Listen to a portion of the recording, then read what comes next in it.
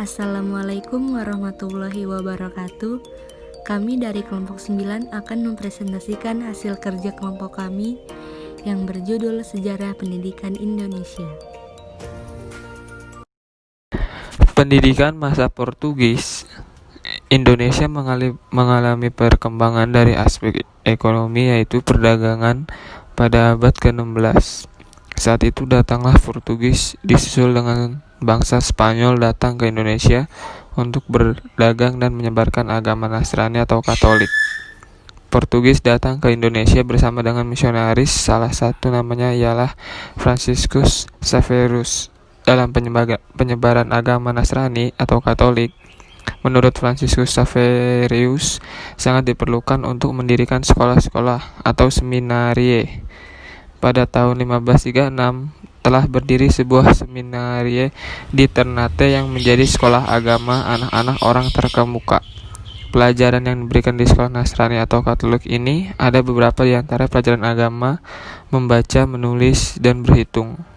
Kabupaten Solor, Flores Timur juga mendirikan semacam seminarie dan mempunyai kurang lebih 50 orang murid yang juga mengajarkan bahasa Latin. 7 kampung di Ambon, penduduknya sudah beragama Katolik pada tahun 1546. Di kampung ini ternyata juga menyelenggarakan pengajaran untuk rakyat umum. Pengajaran ini sering menimbulkan pemberontakan sehingga akhir abad ke-16 musnahlah kekuatan Portugis di Indonesia. Ini menandakan hilang juga misi Katolik di Maluku. Hilangnya tenaga misi itu menjadi salah satu akibat dari jatuhnya negara, sehingga usaha-usaha pendidikan terpaksa harus diberhentikan. Pendidikan pada masa Belanda. Belanda datang ke Pulau Jawa Indonesia untuk berdagang dan menciptakan kekuasaan baru setelah berakhirnya kekuasaan Portugis pada akhir abad ke-16. Belanda yang bergabung dalam Badan Perdagangan VOC menganggap bahwa agama Katolik yang disebarkan oleh Portugis perlu digantikan dengan agama Protestan yang dianutnya. Dengan itulah, sekolah-sekolah keagamaan didirikan terutama di daerah yang dulunya telah terpengaruh agama Nasrani atau Katolik oleh Portugis dan Spanyol. Sekolah pertama di Ambon didirikan oleh VOC pada tahun 1607. Pembelajaran yang diberikan yaitu membaca, menulis, dan sembahyang. Guru pendidik berasal dari Belanda dan mendapat upah.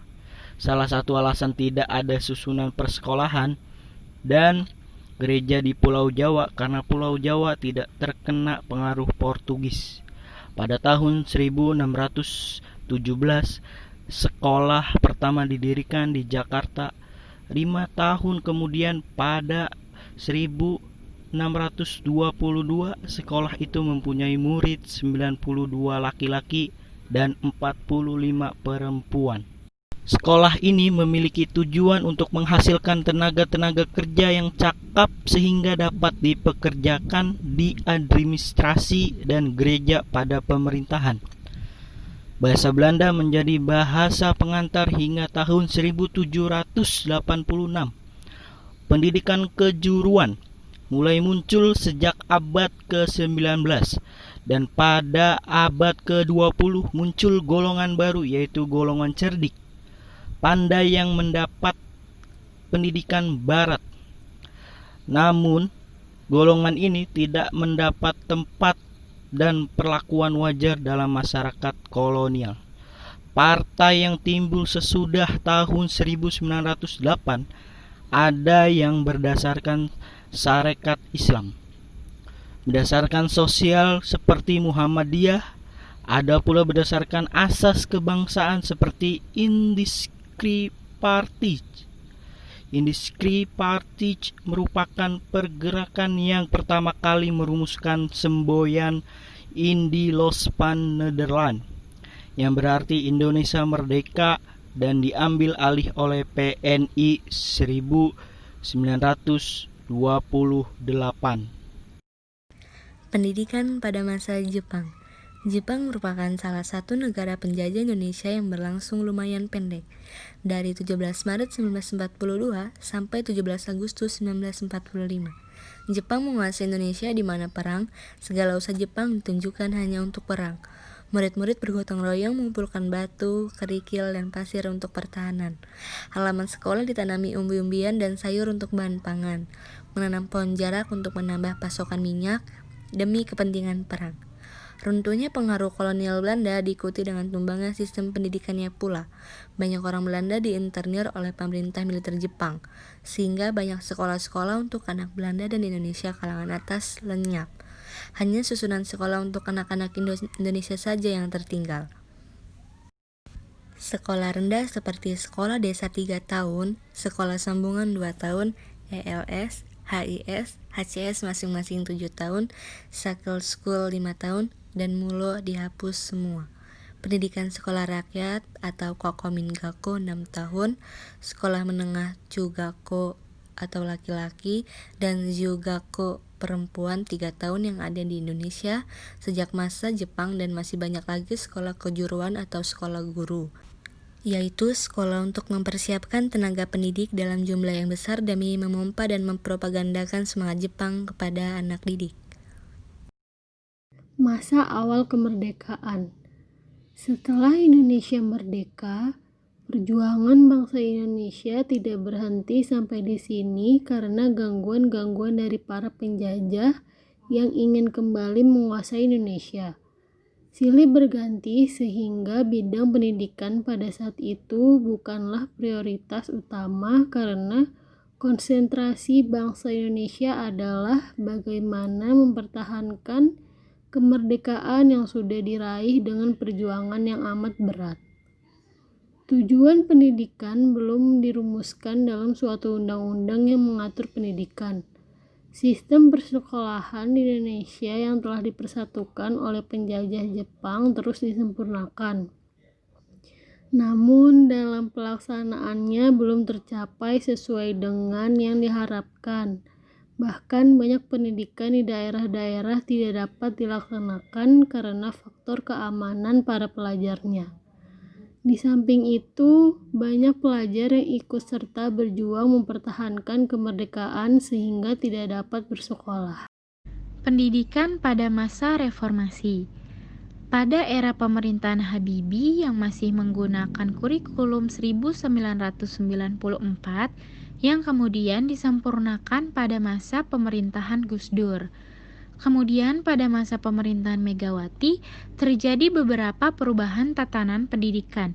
Antara lain, diubahnya kurikulum 1994 menjadi kurikulum 2000 dan akhirnya disempurnakan menjadi kurikulum 2002, yaitu kurikulum berbasis kompetensi, yang merupakan kurikulum yang berorientasi pada pengembangan 3 aspek utama, antara lain aspek afektif, kognitif, dan psikomotorik. Pada 8 Juli 2003, disahkan Undang-Undang Nomor 20 Tahun 2003 tentang Sistem Pendidikan Nasional yang memberikan dasar hukum untuk membangun pendidikan nasional dengan menerapkan prinsip demokrasi, desentralisasi, otonomi, keadilan, dan menjunjung hak asasi manusia. Kemudian setelah Megawati turun dari jabatannya dan digantikan oleh Susilo Bambang Yudhoyono, Undang-Undang Nomor 20 Tahun 2003 masih tetap berlaku.